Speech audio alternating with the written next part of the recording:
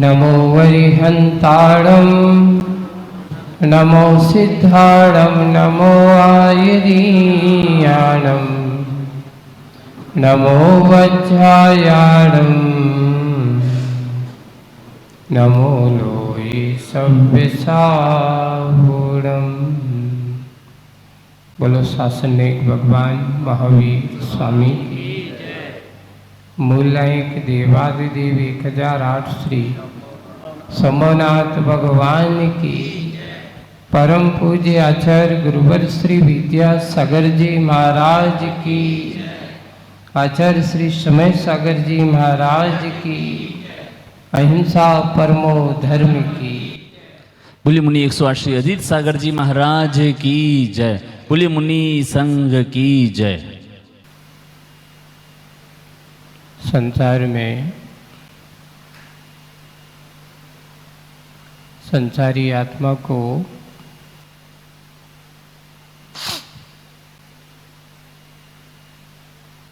संसार में भ्रमण कराने का कारण अगर किसी ने बताया है या कारण मिला है तो उसके लिए कहा गया, उसका अपना 3 बिंदु दिए। एक विषय की प्रवृत्ति, पहला विषयों की प्रवृत्ति से अर्थात इंद्रियों के विषयों की प्रवृत्ति। कसायक परिणति दूसरा कारण, और तीसरा कारण बताया अत्याधिक मोह की प्रचुरता। ये 3 कारण मुख्य हैं संसार के परिभ्रमण के, या ये कहो कि संसार में आवागमन के 3 कारण हैं। इंद्रियों के विषयों के प्रति लोलुपता, कसायों की प्रचुरता और मोह की आसक्ति। ये 3 कारण संसार में परिभ्रमण कराने वाले हैं। सबसे पहला कारण आज आपको ये बताया जा रहा है, इंद्रियों की प्रवृत्ति कहो, इंद्रियों के प्रति आसक्ति भाव कहो। जब जब हम इस इंद्रियों के विषयों में प्रवृत्त होते हैं, पंचेंद्रियों के विषय में, तब आपके मन में एक राग के वसात भी हो सकता है, द्वेष वसात भी हो सकता है। राग के वसात ऐसा होता है कि मुझे ऐसा मिल गया, अच्छा दिख गया तो अच्छा लगने लगा, है ना, तो इसको कहते राग वसात, बहुत अच्छा। और बुरा दिख गया तो बुरा स्पर्श का अनुभव हुआ, जैसे कि आपको अभी समय जो चल रहा है ना, ऐसे समय में आपको धूप अच्छी नहीं लग रही है। क्यों? गर्मी हो और ऊपर से धूप निकली हो, तो इस समय आपकी स्पर्श इंद्री का विषय कहता है कि भैया बहुत गर्मी है, बहुत बेचैनी है।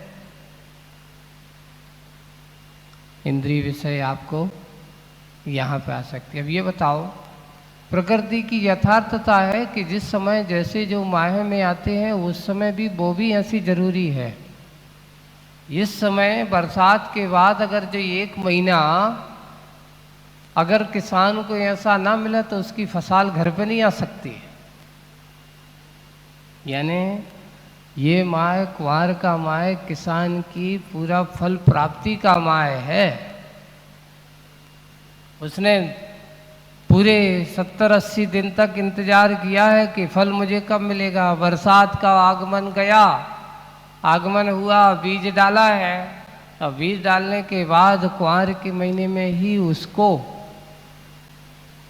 वर्षा काल की फसल प्राप्ति का समय माना जाता है, दीपावली के पहले। और ये जैसे सोयाबीन अभी चल रहा है आदि आदि, वैसे ही फल प्राप्ति आदि करना है। पर जो व्यक्ति है किसान के लिए तो सोचता कि भैया पानी ना गिरे क्योंकि हमारी फसल तैयार खड़ी है।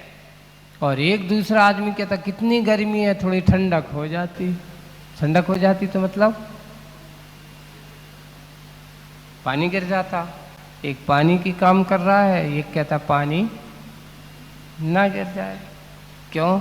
क्योंकि एक तन की दृष्टि रखे हुए हैं। किसान के लिए वही पानी इस समय अच्छा नहीं है, लेकिन सामान्य व्यक्ति जो इंद्रियों के विषयों के दास है उनके लिए पानी अच्छा। चलो कम से कम ठंडक हो गई, गर्मी तो कम हो गई।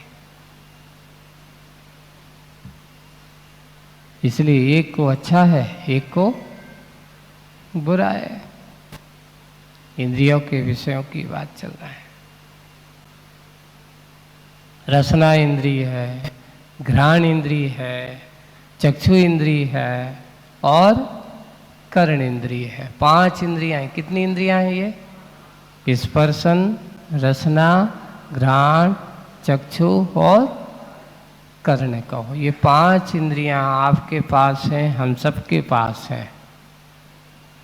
और पांचों इंद्रियों के विषयों में लीन रहने वाले हैं, इंद्रियों के विषयों में आसक्त रहने वाले हैं।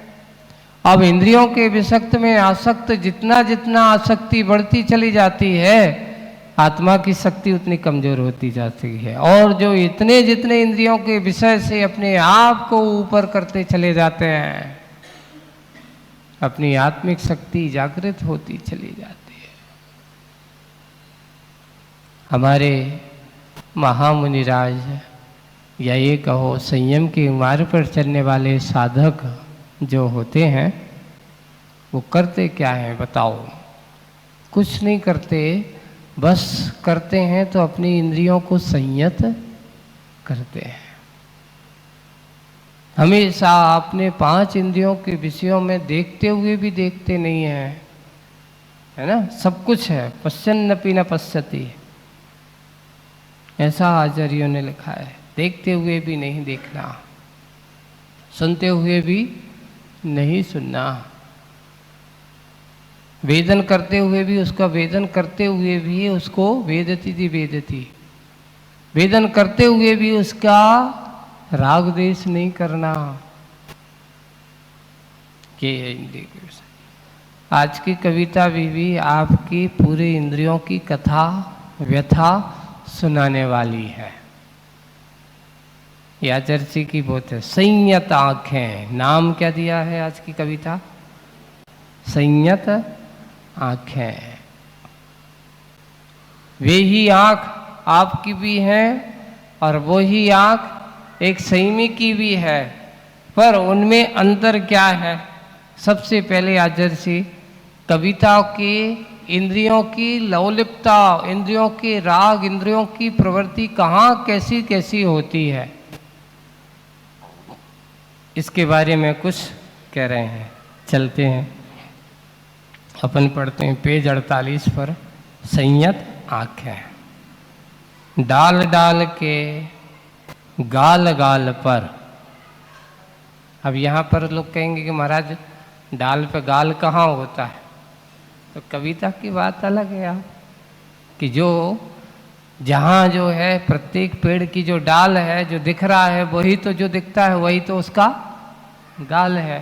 तुम्हारा गाल ये है, वृक्ष का गाल जहाँ पर वो लगा है वही है जो दिख रहा है। डाल डाल के गाल गाल पर लाल लाल हैं। क्या है? लाल लाल हैं फूल गुलाब। क्या है? फूल गुलाब, फूल रहे हैं। लज्जा की घूंघट खोल खोल कर अधर में डोल रहे हैं। उन हरी हरी पत्तियों के बीच में, है ना, जैसे एक श्रृंगारवती नारी होती ना, जब शुरू शुरू नई वधू आती है तो उसके घूंघट होते हैं। घूंघट के देखती तो हुई, पर कैसी देखती है? झांकती सी, थोड़े से घूंघट उठा के देखती रहती। वैसे ही उस पेड़ के हरे हरे पत्तों के बीच में वह कल्पना, श्रृंगार रस इसको कहते हैं कि कवि की कल्पनाएं जो हुआ करती है तो ऐसी लग रही है। लज्जा की घूंघट खोल खोल कर अधर में डोल रहे हैं, नीचे ऐसे डोल रहे हैं। मार दो अधरों पर कल कामनीयता, भीतरी संवेदन रहस्यमयी बोल बोल रहे हैं। क्योंकि यहाँ पे देखिए, फूल को जो भी देखता है वे हमेशा वाह कितना सुंदर है, कामनीता, सबको अच्छी लगे, मनोरमता, जिन्हें देख करके ऐसे अच्छे संवेदना, भीतरी संवेदना के रहस्यमय बोल बोल रहे हैं। इसलिए एक बार आचार्य जी ने कहा था, फूल और कांटा, एक पेड़ पर दो चीज होती हैं, फूल और कांटा। तो इन दोनों में अंतर क्या है फूल और कांटे में? बोले कि फूल राग का प्रतीक है, कांटा वैराग का प्रतीक है। फूल किसका प्रतीक है? राग का। और कांटा किसका प्रतीक है? विराग का। बोले कि कैसे, बताओ। कांटे को विराग कहा और फूल को राग कहा। इसलिए कहा क्योंकि राग स्थिर नहीं होता, परिवर्तित होता रहता है। आज ये अच्छा लग रहा है, कल दूसरा अच्छा लगने लगता, तुलनात्मक होते हैं। और विराग एक ऐसा होता है जो एक बार जो हो गया, संकल्पित हो गया, अब उससे डिगने वाले, जैसे कांटे में कभी परिवर्तन नहीं होता, फूल में परिवर्तन होता रहता है। इसलिए कहा कांटे को विरागता, एक स्थिरता होती है, एकता होता है। लेकिन फूल जो होता है वो राग का प्रतीक होता है। परिवर्तन, कभी कभार ये अच्छा, वही अच्छा लगने लगता है, दूसरे दिन देखते हैं तो वही उसको, क्योंकि कल जो खिला था बहुत अच्छा था, अब तो धीरे से उसका समय निकल गया, कुमला गया, इसलिए अब वही फूल अच्छा नहीं लग रहा है। इसलिए यहाँ पर राग का प्रतीक कल कमनीता, मार दो मृदु मृदु अधरों पर, उसकी जो पल्लव होते हैं, या जैसे अपन कहें किसलय भी कहा जाता है, मृदु मृदु, जैसे पंखुड़ी अपन कहते हैं, उसको क्या बोलते हैं? फूल की पंखुड़ी बड़ी मृदु होती है, उसके अधर बिल्कुल कोमल होते हैं, अधर जैसे बने होते, ओठ जैसे लाल लाल। मार दो अधरों पर कल कमनीयता, जो सबको अच्छी रमणीयता, सुंदर लगने वाला, भीतरी संवेदन रहस्यमय बोल बोल रहे हैं, अनमोल रहे या मोल रहे, ऐसे, या मोल रहे या अनमोल रहे, यह प्रश्न है दर्शकों के सम्मुख। बताओ, पूछा गया कि ये बताओ, ये अनमोल है कि मोल है? तो प्रश्नों के लिए दर्शकों के सम्मुख यह प्रश्न है।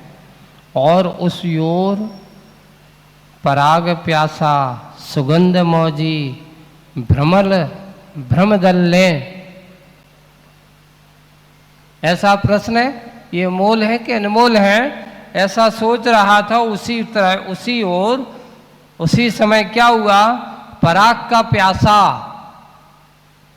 यानी उस फूल के, कमल के फूल के अंदर जो पराग कण है, उनकी प्यास की इच्छा लेकर सुगंध मौजी, जिसको सुगंध ही पसंद है, सुगंध में जिसको आनंद आता है, इसलिए उसका नाम सुगंध मौजी कहा।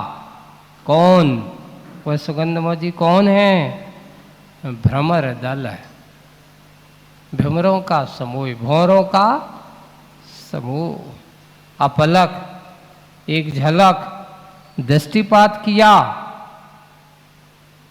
एक पलक उसको दृष्टिपात किया, बस धन्य, इतने से ही आंखों का पेट भर गया। फूल के वो देखती है, उसकी परागकण को देख करके उस भौरे की आंखें कैसी हो गई, वाह ये तो बहुत सुंदर है, आज तो अच्छा क्या हो जाएगा, मेरा भोजन अच्छे से हो जाएगा। सुंदर, आंखों का पेट भर गया, तृप्ति का अनुभव अपने में रूप रंग समेट कर पलक बंद कर और रसना गुनगुनाती प्रारंभ हुई। भौरा जब आप देखना, भौरा जब आता है तो क्या करता है, जब अच्छे तो पहले के एक साथ नहीं होता, गौर करना, कभी बगीचे में जाओ भौरा हो तो पहले मडराता है, उसके चारों तरफ क्या करता है, मडराता है, आवाज गुनगुनाता है, वाह खुशियों के गीत गाता है कि मुझे मनमोहक चीज मिल गई। ऐसे ही वह पलक बंद करके और रसना गुनगुनाता है, वो घूमते जाकर के जैसे ही उस पर बैठता है, आंख बंद करके बिल्कुल आवाज करता हुआ गुनगुनाता हुआ उसके रसद स्वादन में लीन हो जाता है। गुनगुनाता प्रारंभ हुआ, गुणगान गीत हाव भाव टुन टुन नर्तन, किंतु नासा की भूख दुगनी हो गई। और अच्छे टुन टुन करते हुए, टुन टुन करते हैं ना, अच्छे नाचते हुए जब होते ना बच्चे लोग, जो उसके एक बार बहुत अच्छा आदर्शी सुनाते हैं कि जैसे बच्चे, छोटे बच्चों को देखा होगा, जब कोई माँ जैसे माँ ने कहा बेटा आओ तुम्हें लड्डू चाहिए, हाँ चाहिए, लड्डू चाहिए, अच्छा। अब उससे इतना कह दो कि जैसे 2 3 4 हो बच्चे होंगे, लो सबको लड्डू दे दिया। अब वो क्या करते हैं, आपस में एक दूसरे को करते, मेरा लड्डू बड़ा है, मेरा लड्डू छोटा है, एक दूसरे को चढ़ाएंगे, एक दूसरे को आपस में। पर उनके जो हास्य विलास हो जाता है ना, बच्चों का एक आमोद प्रमोद, एक आनंद है, इसलिए उसको मोदक कहा जाता है।